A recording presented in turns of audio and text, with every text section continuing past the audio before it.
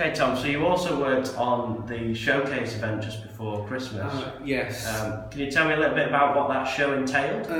Well, unlike the children's theatre that we did previously, we were given a little less time, and also the structure of it was a little bit different. Instead of doing one big performance, Cinderella, we got various different snippets of different performances, and different people changed their roles. So we got various different stories in one big thing that lasted a total of 3 hours. And was it just acting? There were various ones. There were various acting ones, acting out from various stories and books, and then there were also dance pieces. So yeah. And what was your role on this show? During this one, I was on the sound team, so we had to come up with various different sound effects that they requested, as well as various music. So we had to put the music on with various different cues and also songs.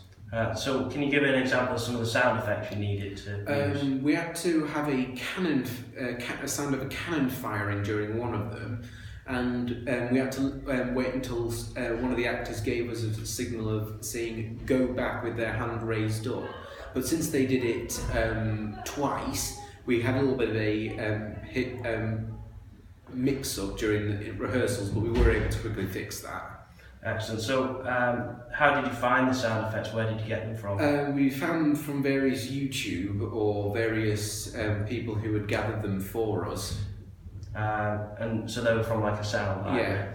And did you have to work with the director to play those and see which ones she liked? Yeah, we were given a listing of what order would each performance would do. So whether it be music or acting, we got a list, and we also got a list of which sound effects would be used in it, but but not quite when. So we then had to work with the actors and to know when we actually had to put the sounds in.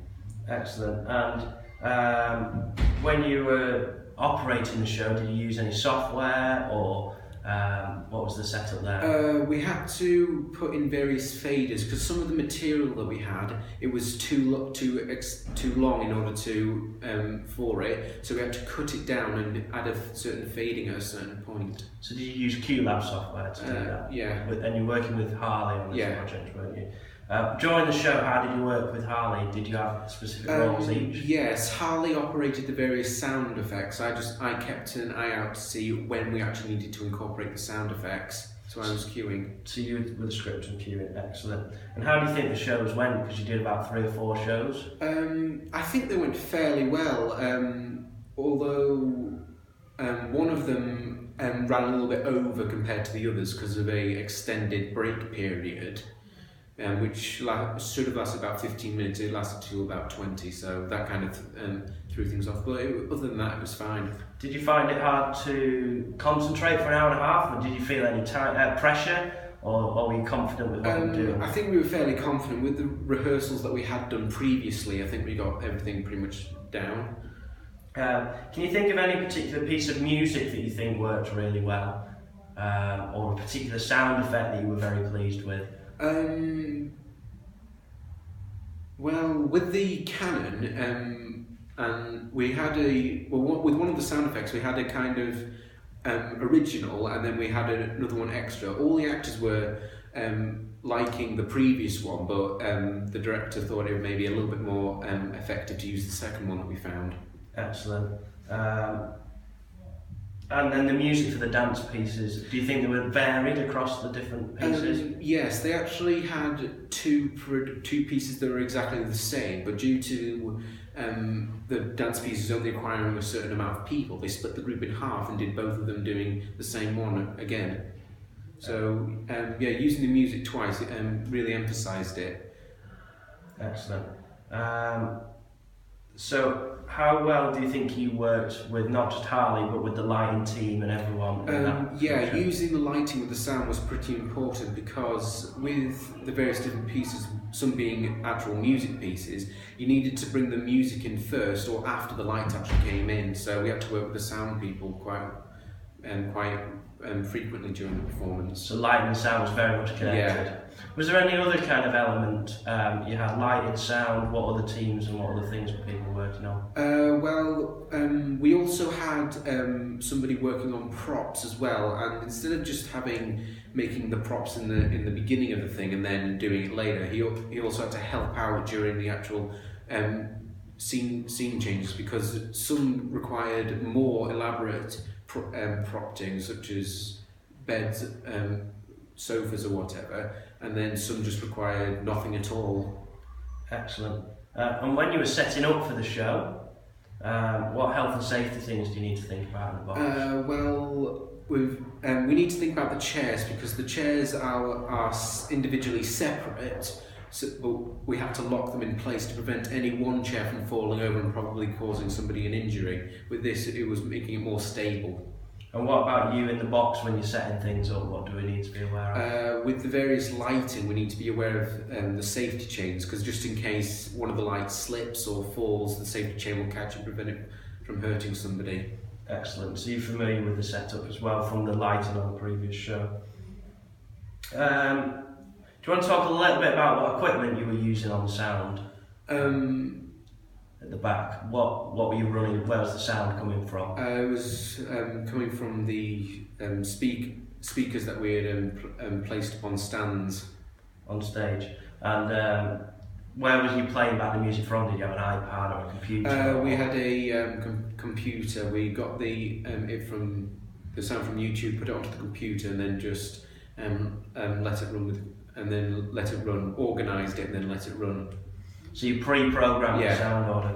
And why do you think it's useful to kind of pre-program the sound and have it in the right order? Well, the thing is, with some of the pieces, they required the same music more than once throughout the thing. And so if you pre-program it, you're not just playing it once the first time, then just moving it back up, finding it, then pressing it again. With this, you can actually just let it run a little bit more fluently. So you think that makes it run smooth? Yeah. And what would you say your strengths were again on this project with the sound? Cues again. I was particular about each thing going in at the same time. You think that's an important skill then, to be very concentrated? Yeah, because if we mess up backstage, the actors may not know what's happening. So the actors are relying on you, so you've got to work with them as well. Yeah, we're relying on them as much as they're relying on us. Do you think, as a technician, you need to make the actors comfortable and confident in you as well? Yeah, because if we're messing up the lighting or messing up the sounds, the actors may miss their cues and get all flustered about it, not knowing what's what. And do you think they might be nervous and they'll need help? Yeah, because if their concentration breaks and they don't know what they're doing, it just messes up the whole thing.